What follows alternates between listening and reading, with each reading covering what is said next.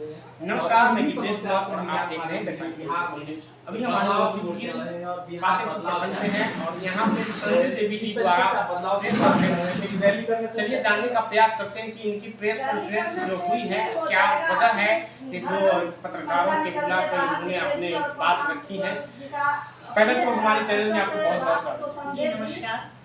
क्या वजह है कि आपने बहुत सारे पत्रकार अगर महिलाएं ये जरूरी है कि हम 11 अप्रैल को जो रैली तो उसमें हमें भागीदारी हर किसी का होना चाहिए, हर किसी का होना चाहिए, गांव से लेकर प्रखंड स्तर से लेकर मंडल तक और मंडल से जिला तक। तो इसलिए हम आपको प्रेस कॉन्फ्रेंस से इसलिए जुड़े हैं कि ताकि ये मेरा आवाज जो है और खास करके बिहार बदलाव रैली जो है ये सारे बिहार वासियों तक, इसलिए बिहार बदलाव रैली क्या होने वाली है पटना के गांधी जरूरी बहुत जरूरी है।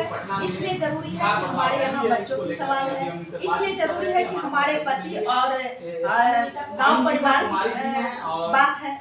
तो इसमें बहुत ही जरूरी है कि हम बिहार बदलाव में और जन में भाग ले और उसको बदलने की कोशिश करें। एक सवाल जुड़ करके बदलिएगा एक महिलाओं को बताते हैं तो 10 जी बिहार की व्यवस्था बदलनी चाहिए। बिहार नहीं बदलेगा भैया, नहीं भैया बिहार नहीं बदलेगा, बिहार की जो व्यवस्था है वो बदली जाएगी।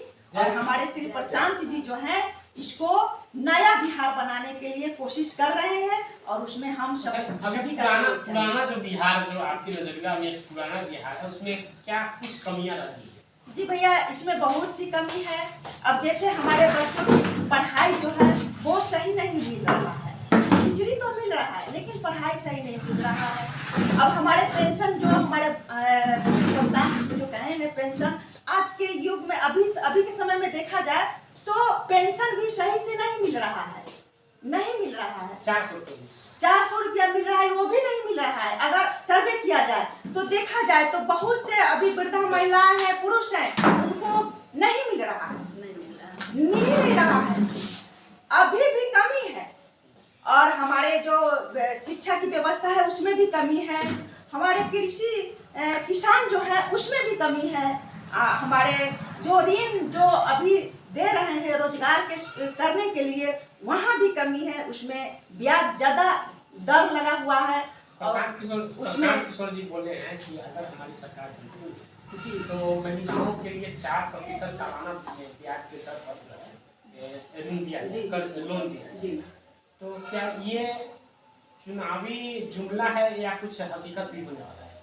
नहीं भैया देखिए ये चुनावी जुमला नहीं है, ये हमारे बिहार को बदलने का एक सहयोग है जो कि श्री प्रशांत जी दे रहे हैं ताकि हमारे महिलाएं जो हैं वो आगे बढ़े, अपने रोजगार स्वयं करें और स्वयं अपने पैर पर अपने बलबूते पर खड़े। मेरा सवाल इसलिए था कि 2014 में जब नरेंद्र मोदी जी प्रधानमंत्री के उम्मीदवार थे उस समय कह रहे थे कि 2 करोड़ रोजगार दिया जाएगा युवाओं को, 2 करोड़ हर एक साल रोजगार दिया जाएगा, लेकिन हुआ कुछ नहीं। और बाद में अमित शाह जी का बयान आया था कि ये तो सिर्फ चुनावी जुमला था।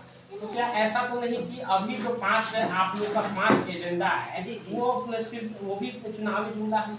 नहीं भैया ये चुनावी जुमला नहीं है, भले ही हमारे श्री नरेंद्र मोदी जी रखे होंगे लेकिन अभी खास करके हम लोग को श्री प्रशांत भैया पर पूरा विश्वास है।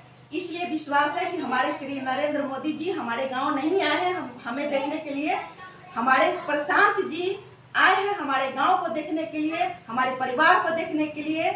तो उन पर पूरा विश्वास है कि जो शख्स हमारे गांव में आ सकते हैं वो हमारे बिहार को भी बदलने का हिम्मत रखते हैं और वो बदलेंगे और 5 जो रखे हैं मुद्दा उस पर खड़ा उतरेंगे। सर बिहार बदलाव रैली जो 11 तारीख को होगी उसमें आप महिलाओं को क्या मानते हैं?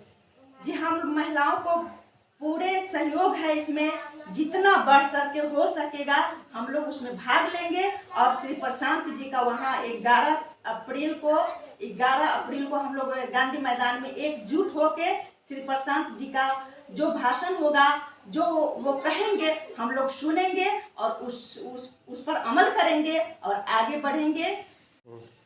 क्या कहकर महिलाओं को इस पे 11 तारीख को जो रैली होनी है उसमें भागीदारी लेने के लिए जी उनसे हम यही बात करते हैं कि आप अपने बच्चों को देखिए, अपने बच्चों की भविष्य को देखिए। आप अपने जो पलायन करते हैं, आपके पति, आपके ससुर, आपके बच्चे, उसको देखा जाए, क्योंकि हमारे प्रशांत जी उसको भी रोकने वाले हैं। आपके बच्चों को भी अच्छी से अच्छी शिक्षा मिलने वाला है, और जो बुजुर्ग हैं उनको भी पेंशन बढ़ा चढ़ा के मिलने वाला है। तो ये सब देखते हुए और उनको समझाया जाता है कि अगर सुंदर बिहार बनाना है तो हमें जन स्वराज से जुड़ना है। इसलिए हम सारे महिला एकत्रित हुए हैं और उनको समझाते हैं, जा के समझाते हैं कि हम अगर बिहार को सुधारेंगे तो हमें श्री प्रशांत जी के साथ देना होगा और जन स्वराज में जुड़ना होगा, और 11 अप्रैल को एकजुट होके हमें वहाँ बढ़ चढ़ के भाग लेना होगा। चलिए, समय देने के लिए बहुत जी धन्यवाद। तो ये थे मैडम संजू जी, और इन्होंने बड़ी बेबाकी से बताया कि अपने बच्चे के भविष्य को सुधारना है, अपने पति की भविष्य को सुधारना है, जो दूसरे राज्य में जाते हैं और प्रवासी कहलाते हैं। तो उन लोगों को अगर सुधारना है तो एक बार 11 तारीख को चलकर प्रशांत किशोर जी की बातों को सुने। फिलहाल के लिए दे इजाज़त।